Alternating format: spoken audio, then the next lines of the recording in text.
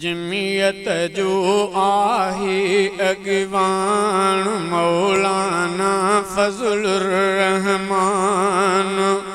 क़ाइद अहिड़ो ॾिनाई सचो रब सां ईअं जो थियो एहसान। जमियत जो आहे अॻवान।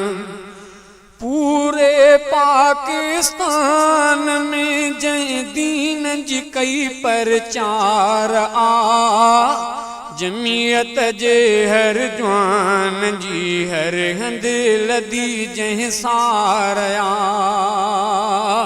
पूरे पाकिस्तान में दीन जी कई परचार आ, जमियत जे हर जवान जी हर हंध लदी जंहिं सार आ।